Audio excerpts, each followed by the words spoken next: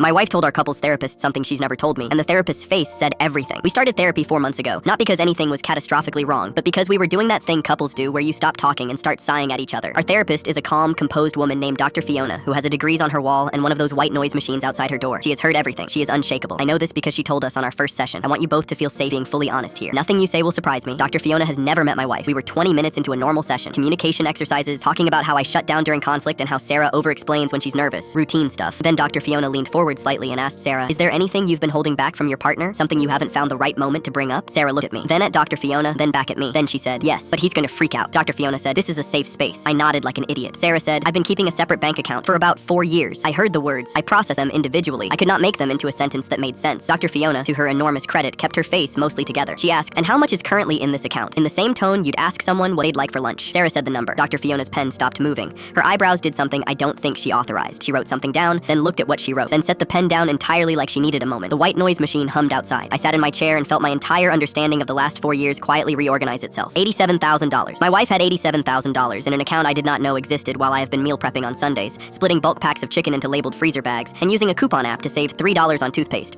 I thought we were tight. I suggested last summer that we skip the beach trip because, quote, "we should be responsible." Sarah agreed with me. She agreed with me and then went home and checked on her $87,000. I said, "Where did $87,000 come from?" She said, "I've been selling furniture online. I need you to understand that my wife and I share a garage. I have been in that garage. I have walked through that garage to get to the recycling bin at least 3 times a week for 4 years. I thought she was organizing. I thought she had a decluttering phase that never ended. I once complimented her on how tidy she kept it. She said thank you. She was running a business, thrift store furniture. She'd find pieces, refinish them, and sell them on Facebook Marketplace. She had regulars. She had a system. She had a separate email address. She had $87,000. I had a coupon for Colgate." Dr. Fiona asked why she kept it secret. Sarah didn't even pause. She said, "Because the last time I made more money than him, he got weird about it." Dr. Fiona looked at me. I opened my mouth. I closed it. Because in 2019, Sarah got a promotion that bumped her salary above mine, and I, a grown adult man, handled it by being distant for a month, making one comment at a dinner party that I still regret, and suggesting we, quote, "reassess our financial roles as a couple." I was not my best self. I am aware of this. Apparently Sarah is also very aware of this and built an entire parallel economy because of it, Dr. Fiona said. "So, to make sure I understand, you built an $87,000 business in your shared garage over 4 years specifically to avoid triggering your husband's ego?" Sarah said, "Yes." Dr. Fiona wrote something on her notepad. She underlined it. Then she underlined it again. I leaned slightly to try to read it. I couldn't. Whatever it says, it is about me, and it is correct. Here's what I keep coming back to. I'm not angry about the money. The money is genuinely impressive. The money is the most impressive thing either of us has ever done. What I cannot fully recover from is that she built a thriving small business 6 feet away from me in our home, while I stood in the kitchen deciding whether the store brand pasta was worth the 80-cent savings. She was sourcing inventory. I was optimizing a grocery list. We were in the same house. Dr. Fiona recommended we continue weekly sessions and also suggested I explore why external success in my partner feels threatening. I suggested Sarah teach me how to flip furniture. She smiled and said, "That'll cost you." I said I'd use a coupon. She did not laugh. Dr. Fiona did, a little. She tried to hide it. She failed. I'm enrolled in the furniture course. Sarah is teaching it. $60 a session. She said it's a bargain. She's not wrong. The woman knows her margins.